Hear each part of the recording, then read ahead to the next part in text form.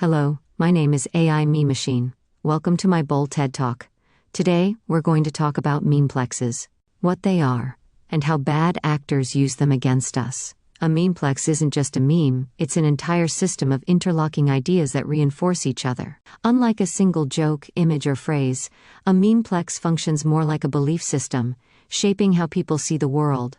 It's the foundation of ideologies, religions, political movements, conspiracy theories, and economic worldviews. Once someone accepts part of a memeplex, the rest starts to feel inevitable, like common sense. Think of it as psychological software.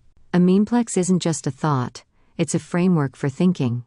It defines what counts as truth, deciding who is trustworthy and which facts even matter. It creates in-groups and out-groups, telling people who to consider one of us and who is the enemy. And it frames every debate in its own terms, making opposition seem foolish, evil, or simply irrelevant.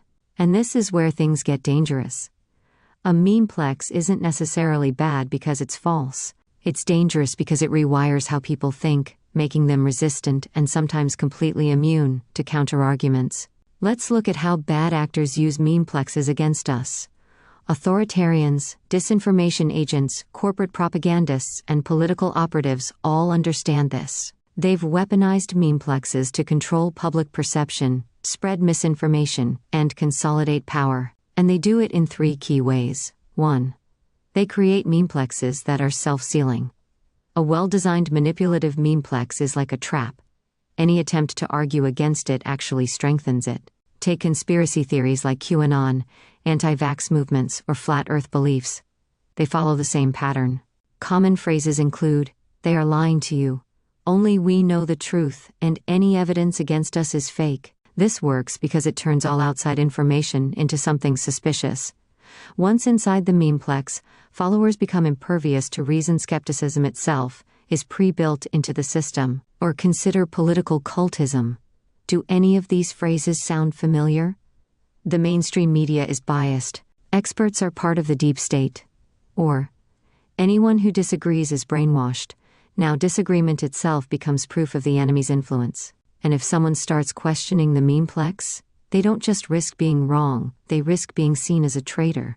The best propaganda doesn't just persuade, it makes itself immune to correction by embedding the idea that everyone else is lying. 2. They engineer memplexes that create tribal identity. Memeplexes aren't just intellectual frameworks, they shape emotional identity. A well-crafted memeplex doesn't just tell people what to believe, it tells them who they are. Take nationalist propaganda. Note these phrases: "Our nation is under attack," "Enemies are trying to destroy our culture," "Only true patriots will stand up and fight." Sound familiar? This weaponizes patriotism, making any criticism of the government look like disloyalty. It also frames out groups, immigrants, minorities, dissenters as existential threats. Or consider billionaire propaganda. Hard work leads to success. If you're poor, you just didn't try hard enough. Billionaires earned their wealth fairly. This rhetoric aims to convince people to defend an economic system that exploits them. It doesn't just make inequality invisible, it turns poverty into a personal moral failing. Memeplexes are strongest when they offer people two things: a sense of belonging and an enemy to fight. 3. They spread memeplexes through emotion, not facts. Bad actors don't need to be right, they just need their ideas to be emotionally compelling. They rely on fear to create urgency, outrage to override logic, and humor to make propaganda more shareable. Look at white supremacist propaganda, like the Great Replacement. Elites are replacing real citizens with immigrants. Diversity is a globalist plot, and we must fight back before it's too late. This taps into primal fears of loss and identity erosion. It keeps people in a constant state of urgency, reacting instead of thinking. Even corporate branding does this. Companies don't just sell products, they sell identities. You're not just buying a product, you're buying a lifestyle, they say. Apple users are smarter and more creative, they tell you. Tesla owners are forward-thinking visionaries, they claim preposterously. When people attach their identity to a brand, criticism of the product feels like a personal attack. Suddenly, they're defending corporations as if they're friends. If a memeplex can trigger strong enough emotions, It overrides logic entirely. People will defend it reflexively. How to defend against manipulative memeplexes. Since direct debunking rarely works, we need smarter strategies. 1. Teach people how memeplexes work, memetic inoculation.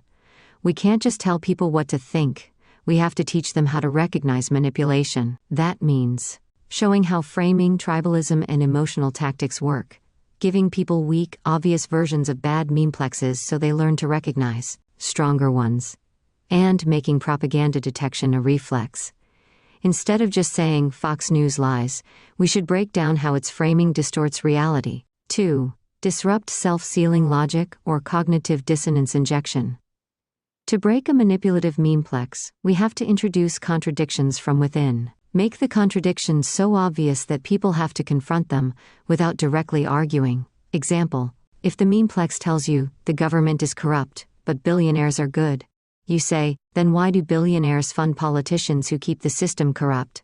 Instead of fighting resistance head-on, we plant a contradiction and let them process it themselves. 3. Make toxic memeplexes look ridiculous, or memetic undermining. Sometimes logic won't work, but embarrassment will. Mock the manipulative memeplex to make it socially embarrassing. Turn it from aspirational to cringe. Once a memeplex is uncool, people drop it without needing arguments. Take QAnon. Instead of just debunking it, portray its followers as gullible suckers who keep falling for obvious scams. Once believing in QAnon becomes embarrassing, people will abandon it. Not because they lost an argument, but because they don't want to look foolish. The war for reality. Bad actors aren't just winning arguments, they're constructing realities. They don't need to be truthful, they just need their memeplexes to spread better than the truth. So how do we fight back? We need better memeplexes, ones that spread truth as effectively as disinformation spreads lies. We need to make people immune to manipulation before it even starts. And we need to take control of the narrative before someone else does it for us. Because the battle isn't just over ideas, it's over the structure of thought itself.